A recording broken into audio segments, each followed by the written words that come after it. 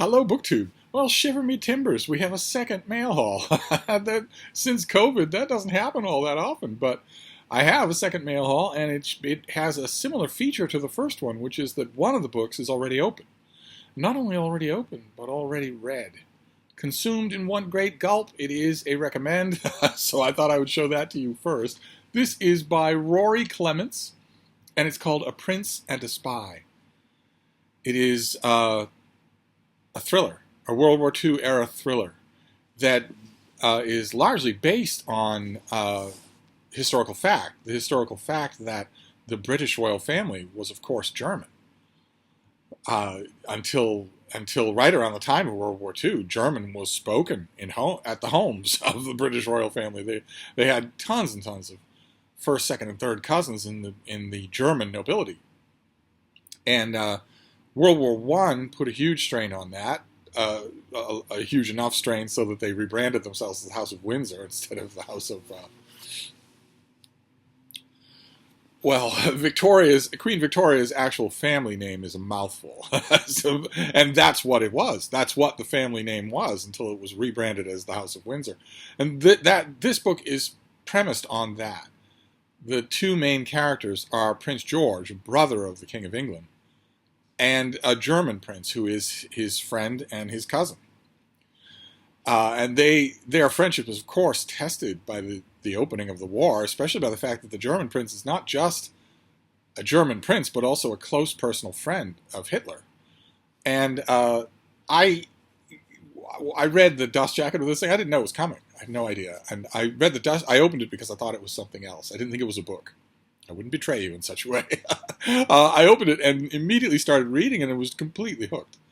At first, I worried just fractionally that maybe the research, that the factual basis of the incredibly compromised nature of the British royal family in terms of nationality and in terms of connections with the Nazis. We're not just talking about King Edward VIII.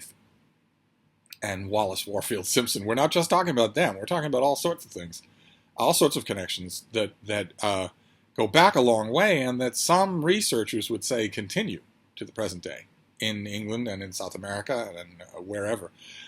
I was fractionally worried at the beginning of this that maybe this book would rely on that research, which is kind of shocking. Most people don't know it, don't know the extent of it. That this book would rely on that to the exclusion of telling a ripping good story, and I was totally wrong. It's a ripping good story. This is a terrific historical spy thriller. I don't know why I didn't know it was coming, but I strongly, strongly recommend it. A Prince and a Spy. This is Pegasus Books, so you will almost certainly be able to find this at your bookstore. I don't have any details on it. It didn't come with any kind of a slip, and I didn't look it up.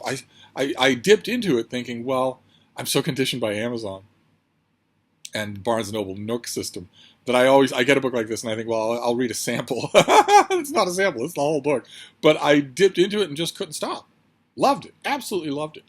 As far as thriller, an intelligent thriller novel goes, your money could not be better spent. And worth requesting it at your library as well, since they might not have it on order. So that is the first thing, A Prince and a Spy. Terrific historical setting. Terrific ideological setting, the ideological complexities, the conflicting loyalties, those were all there. Those are all true.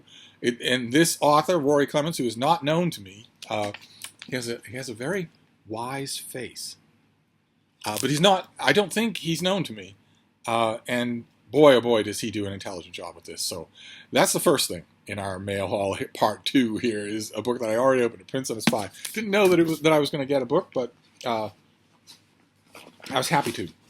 Now let's see what else we have here. We have a few more packages, no boxes, but a few more packages that I want. All right. Some of you are going to want to know about this book right away. Some of you, like myself, are fans of ancient Roman history, and you don't get as much of it as you used to.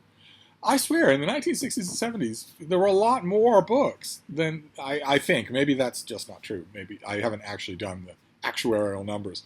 But popular issue Roman history I don't see as much of it as I wish I did. And here's a good example. This is Barry Strauss, who did, a lot of you will probably know him for his book 10 Caesars. But this is the war that made the Roman Empire. Antony, Cleopatra, and Octavian at Actium. The great battle of Actium. Woohoo! Oh, you're kidding me. Okay, this doesn't come out until 2022. It comes out next year. It comes out in March of next year. Anybody want to guess what day in March? The 15th, the Ides of March. Oh, good Lord. Let's see here. After the assassination of Julius Caesar, the fate of the Roman Empire seemed to hang between two men.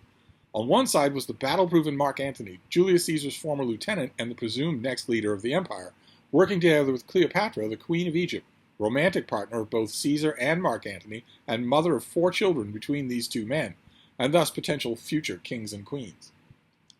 On the other side was Octavian, the adopted son of Caesar and a comparatively young and inexperienced military and political player. Both men made the case that they were the true way forward for the empire, to maintain its glory. And both wanted to expand the empire eastward toward the riches of Egypt and the Middle East. On the face of it, Mark Antony was in a much more powerful position, but Octavian won the Battle of Actium, beginning the march toward Alexandria that ultimately resulted in the deaths of Antony and Cleopatra, the crowning of Octavian as Caesar Augustus, and the dawn of 200 years of peace in the Roman Empire. Not sure the Germans would agree with that. How did this happen? Drawing on a combination of earlier scholarship and his own original research, including reconstructing how a daring naval operation could have unfolded in consultation with today's experts in special operations, among them Navy SEALs. Good Lord. Good Lord. The Battle of Actium.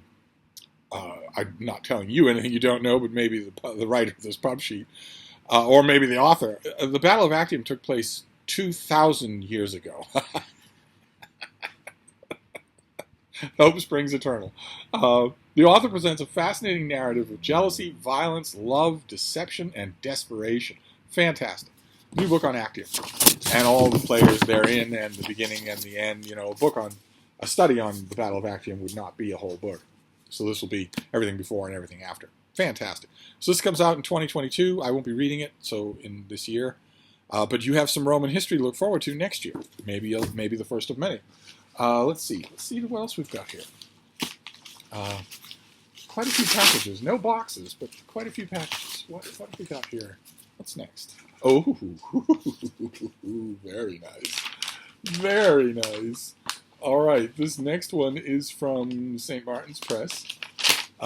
This is Romance. It's one of those wider, square paperbacks that I noticed the dimensions of them. I don't like the dimensions at all. They don't fit well in the hand. And I noticed when I was at the Barnes & Noble here in Boston, the big retail bookstore here in Boston, they have one of those tower displays with the metal pockets for the books to go in. These things don't fit in those pockets, and the staff at this Barnes & Noble just crams them in. So they're sitting there, and the edges of the pages are bent forward because they don't actually fit in that space. That space was made for original mass market sizes. I don't know if Barnes & Noble is going to continue to do that, or maybe get new displays or whatever. I wish that the publishers would just discontinue this size. I don't like it at all. I mentioned this all the time, that I don't like this square size of paperback. One of you emailed me with a fascinating hypothesis. I wonder if any of the rest of you might have any thoughts on this or agree with it. One of you emailed me the first time that I went on and on complaining about this, and said the reason why publishers have adopted this size, this conspicuously squarer size, is because it's the same dimensions as a Kindle. It feels the same way to hold it in your hand as a Kindle. I hadn't even thought of that, but it's absolutely true. Anyway, this is an anthology, a Regency anthology. This is Kissing Under the Mistletoe. And it's got stories by Susan Enoch, who I love, Amelia Gray, who I love, and Anna Bennett, who I love. Fantastic. Fantastic. Okay, from the Scottish Highlands to the bustle and tussle of London to a hotel on the outskirts of town, these 3 authors bring the joy of Christmas romance and kissing under the mistletoe. So what stories have we got here? The Susan Enoch story is called Great Scott. Miss Jane Bansal knows she will never have a fairy tale moment. Well past the marriageable age, she's taken a position as a companion and is now stuck in Scotland for Christmas, alone even in the middle of the boisterous McTaggart family. But when Brennan Andrews, an architect and cousin to the McTaggarts, arrives to draw up plans for the new family home, Jane must decide if she will take a chance at happily ever after or set her into her small, safe life for good. Continuing a trend that we're seeing even in my beloved Regency romances where there is no inherited wealth. More and more Regency romances, more and more historical romances turning up where the two protagonists are just getting through life. No one has an ancestral home. No one is a lord or a duke or an earl or anything like that. I don't know why this is, if it's maybe a preemptive move on the part of the publishers and these authors not to be canceled, or maybe it's a reaction to more and more spotlight that's being thrown on the dirty roots of a lot of that English landed money. It wasn't just tenant farmers, a lot of it was slavery. And maybe those two things are the same. But I'm noticing more and more that Regency romances are having two people who, the man just has a profession. So does the woman usually. And they're not, there's no milord anywhere in it. But anyway, let's see the next one. The Amelia Gray story is Christmas at Dewberry Hollow. Miss Isabel Reed has no plans to ever fall in love. She has a perfectly acceptable life with her mother at the Dewberry Hollow Inn. Thank you very much. See? She's not looking for a husband. She has a business. But when Gate, his name is Gate, G-A-T-E. His name is Gate. I guess his older brother, the heir, is Door. The Duke of Nostgrave's grandson appears at Dewberry Hollow searching for a carving on a tree. Isabel cannot help but get involved. But Gate's charm and their instant attraction makes Isabel question if she's willing to take a chance on love again. Okay, so here we do have a member of the nobility, the grandson of a duke. So a milord, but probably with no title of his own. And maybe no chance of inheriting. Until he's 80, right? Because his father would inherit. So maybe when he's 80, he gets to be Your Grace. And then the final story is My Mistletoe Bow by Anna Bennett. I know all of these authors. I know their books. I love them. Have them all in one book, even if it's a weird Kindle shape. It's fine by me. Miss Eva Tiding is determined to cheer her widowed father with the perfect Christmas gift, even if it means breaking into the home of the rakish Earl of Frostborough, who swindled Papa out of his pocket watch. But when the Earl, Jack Hardwick, catches her in the act, they strike a deal. She'll pose as his fiancée in exchange for the watch. Falling in love is not part of the plan, but with a little Christmas magic, anything is possible. So, these are just meant to be enjoyed, and I intend to enjoy them. This is wonderful to get a romance in the mail. This comes out in late September, the 28th. We're right there. So this goes, I got one book earlier today that went straight onto the TBR, the night's reading. And this also goes right on that list with a nice engraved, nice embossed cover. Can't really see on camera, but it's a nice embossed cover for a little romance in a brutally hot and humid afternoon. So let's see what this next one is. I had to laugh on social media the other day. Somebody on Twitter, somebody posted a purely Twitter thing, which is don't think.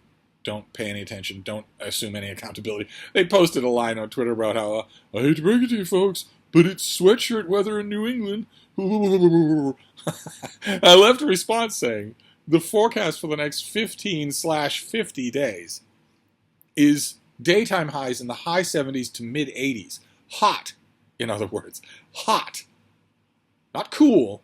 Not trending towards summer. Hot. Middle of summer weather with 95% humidity the whole time. Tropical level humidity as we have had almost unbroken since May in Boston. Most humid summer in Boston in history. Tropical humidity every single day, which might not seem like anything, especially those of you who aren't familiar with the concept. Some of you live still in places in the world in which you get not to be familiar with the concept. But it might not seem like much, but it changes the heat completely. It saps the enjoyability out of the heat completely. No autumn weather.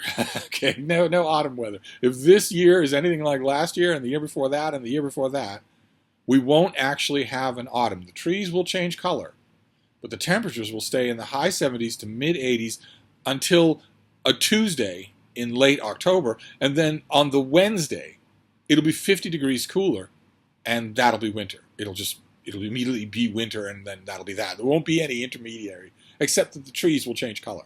There will be a look of autumn. Plants will come in, fields will be harvested, trees will change color, the moon will look autumnal, but the weather will not be. Last year, same way. We had summer until we had winter, with no fall. Anyway, what have we got here?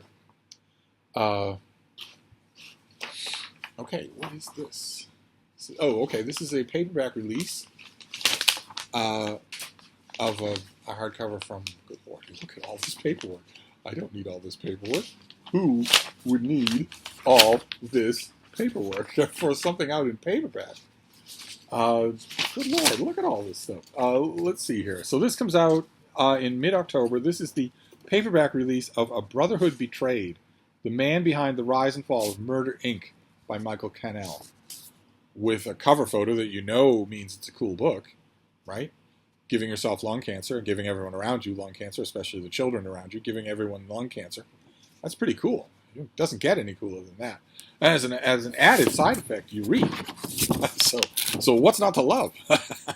But I don't remember this book from last year. Do any of you? Maybe. What's she doing? Oh, aren't she pretty? You're such a good girl. We went out in the afternoon for a little walkie poo, and in the middle of the walk, oh, there's Frida's yoga. She does this every time. Just stretches. Do you want to get down? I got all these books in the way. There you go. In the middle of our walk, it wasn't really in the afternoon, it was sort of like late morning, in the middle of our longish walk today. It's too hot and humid for a long walk.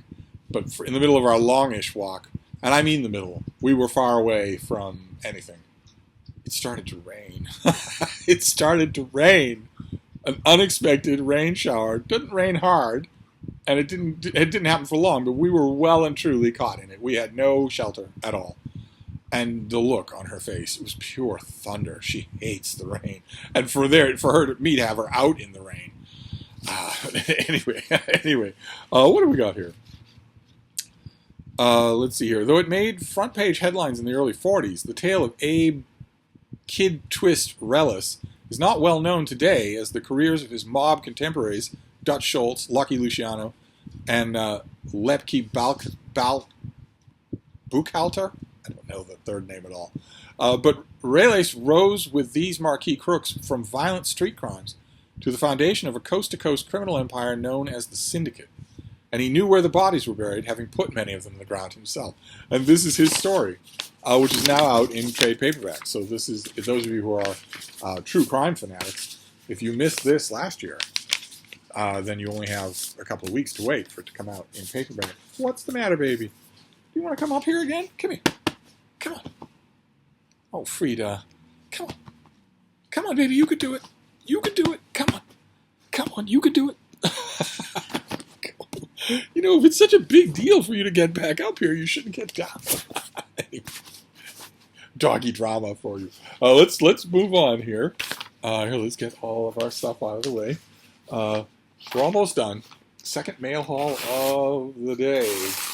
Let's see what this one is. It's one of those asbestos envelopes, so if you're not careful, you'll have stuff everywhere. I don't want stuff everywhere, so I will be very careful. What have we got here? Okay, Popular Science. This comes out in mid-November. This is called The Hydrogen Revolution, a blueprint for the future of clean energy, by Marco Alvera. That is a hydrogen atom. The Hydrogen Revolution. We're constantly told that our planet is in crisis, that to save it we must stop traveling, stop eating meat, even stop having children. But in the those are all straw men, but I'm sure that the cover copy's heart is in the right place. But the hydrogen revolution, in this book, the author argues that we don't need to upend our lives. We just need a new kind of fuel, hydrogen. From transportation and infrastructure to heating and electricity, hydrogen could eliminate fossil fuels, boost economic growth, and encourage global action on climate change. It could also solve the problems that bedevil today's renewable energy, from transporting and storing wind and solar energy and their vulnerability to weather changes, to the inefficiency and limited utility of heavy, short-lasting batteries. The hydrogen revolution isn't just a manifesto for the powerful new technology. It's a hopeful reminder that despite the gloomy headlines about our planet's fate, there's still time to turn things around. I don't know anything about hydrogen energy. What variants of it would even be being discussed here. So this will be, reading the advanced copy for me will be the part where I learn a lot, and where I learn from the advanced copy where to learn elsewhere, where else to go in order to follow up, so that if, when it comes time to review this thing, I know a little bit about what I'm talking about. Because I don't know anything now. If you were to ask me, what does the author mean by using hydrogen as an energy source, I wouldn't have the first idea what to tell you. Not at all. I wouldn't even know how to guess. So that's great. I mean, I'm not complaining. That's one of the things I love about my job, is that I get to learn about all these things. But I don't know now. The only thing that I know now about the whole scheme to fix the fossil fuel industry is that there's huge amounts of lobbying money behind the infrastructure of that industry. So sure, hydrogen in some way, making or harnessing hydrogen in some way could be a theoretical solution, but you still have grids, you still have pipelines, you still have infrastructure of all kinds that is incredibly moneyed. And I say moneyed not because of how profitable it is, but because of how much politics it controls in America and around the world. If you are a fossil fuel industry, if you have some aspect of the infrastructure that would be outdated by the hydrogen revolution, and you've got 4 senators on your payroll, then nothing's ever going to come of this. There won't be any revolution. But we shall see. And then we have this last envelope, and then we'll be done for mail haul number 2. I don't want to take you up all day with videos, so we'll see what we have for this last one, and then we'll be done. Oh, it's more romance. Fantastic. Okay. All right, this next one comes out on September 28th, but I can't read all romance tonight. I can't do that. This is Laura Lee, who I love. This is her Renegade Cowboy. He's hard-bodied, rough, rugged, and all hers. That high-pitched bat squeal you hear is probably coming from Sarah at the Bookish Knitter. So this comes out at the end of the month, just a few days. Let's see here. The oh-so-proper school teacher, Lily Donovan, has learned the hard way that men are not to be trusted. Period. Until Levi Roberts, the new cowboy, his name is Levi. Okay. The new cowboy working at her cousin's ranch tempts her carefully built resolve and awakens an all-consuming passion she thought lay dormant. But when she discovers his deadly secret and her own secrets come to light, Lily unwittingly joins the lethal cat-and-mouse race between Levi and the man he's been hunting for weeks. Is the man's name Chinos? Okay, so Levi was a former ranger. Fantastic. So is this part of a series? Sarah would probably know. It doesn't seem like it says so. What is this one again? Her Renegade Cowboy. Does not seem to appear on any of the lists. Maybe it's the Moving Violation series? The Moving Violation series is One Tough Cowboy, which I read and liked, and Strong Silent Cowboy, which I think I have. I don't think I ever read it, though. Maybe this is part of that? I don't know. It doesn't mention anywhere on here, and usually publishers are pretty good about that. So maybe it's not. All right, so that's a September 28th romance to go along. This is a contemporary Western, which is a kind of romance that Sarah herself was really responsible for me starting to like a lot. So we have 2 of these. They're both these square paperbacks, these Kindle-sized paperbacks. Don't think I'm ever going to get used to them. What's the... Oh! All right. Oh, no. Oh, no. The last one is also September 28th. I can't read all of these tonight. I have other things to read. This last one's an author I love, and it's a Regency. This is Kate Bateman, and this is A Reckless Match, the first in a new series. And here you have a classic Regency cover. Beautiful florals, beautiful colors, really well done, beautiful light in the sky, and in the background, a gigantic rustic pile. So there probably will be nobility involved in this one. What have we got here? This is a new Regency series about 2 feuding families and reunited childhood enemies whose hatred turns to love. Okay, great. This is the first book in the Ruthless Rivals series. That's what this is called, the Ruthless Rivals series. And the gimmick for any romance series, you need to know the gimmick. And the gimmick here is warring families, which is always fun. Madeline Montgomery grew up despising and secretly loving the roguish Griff Davies. Their families have been bitter rivals for hundreds of years, but even if her feelings once crossed the line between love and hate, she's certain Griff never felt the same. Now she's too busy saving her family from ruin to think about Griff and the other devilish Davies siblings. Since he's off being scandalous in London, it's not like she'll ever see him again. Oh my. Oh, goodness gracious, Madeline. Have you never read a romance novel? Actually, have you never met a man? I know if it were a woman that we were talking about that you'd once been passionately in love with, then maybe you could say, what was that line?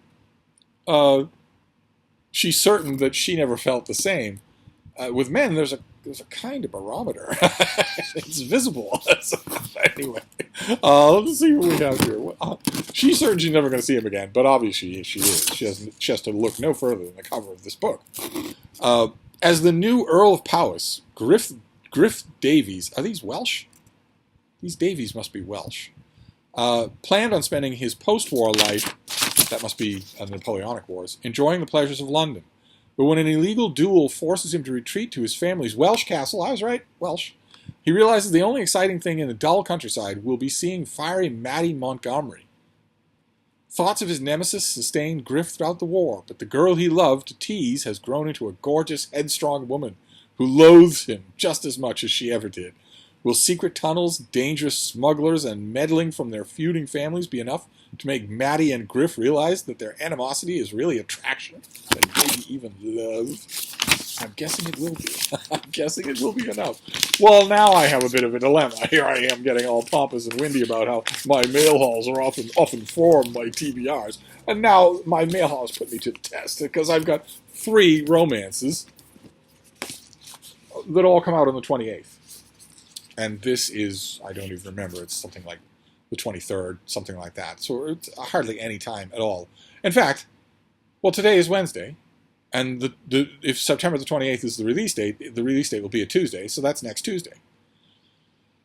I can read all these by next Tuesday. I could read all of these tonight and make for a wonderful night's reading, but I've got lots of other stuff to read as well. So anyway, that is your second mail haul. Unfortunately, it has recommend in it, which is not something I get to do in every mail haul. A Prince and a Spy by Rory Clements. I recommend this. If you read spy thrillers, especially historical spy thrillers, you're going to love this. So that's the first thing. Then we have The War That Made the Roman Empire, yet another study of Actium, another book about the players at Actium. You Roman history buffs will already know the secret weapon that Octavian had that allowed him to win. The book summary is entirely right. All the factors were in Mark Antony's favor, and yet he didn't win. And the easy reductive answer for millennia has been that he was drunk, that he was a drunk, and that's what stopped him. As if he didn't have a staff, as if Cleopatra didn't have a staff. Now, there was another reason. There was a not-so-secret reason. It's not hard to guess what Octavian's secret weapon is, but I wonder how many of you will agree. Then we have the Hydrogen Revolution, entirely new concept about our energy dependence. We have A Brotherhood Betrayed, in paperback, the story of Murder, Inc. We have Kissing Under the Mistletoe, a Regency romance anthology, 3 fantastic authors. We have Her Renegade Cowboy by Laura Lee, a contemporary cowboy romance. And finally, we have A Reckless Match by Kate Bateman, the first in a series of romance novels about warring families. So in the time-honored romance tradition, A Reckless Match will contain a large supporting cast, and each one of the people in that supporting cast in both families will have books of their own in the coming series. That's how romance series works. That's one of the reasons it's so much fun to get involved with them. Which isn't to say that I'm going to read all 3 of those romances tonight. I have other things to read. But anyway, I'm going to wrap this up for now. That was your second mail haul, but I will be back. Not with a third mail haul, but tomorrow. Thank you, BookTube.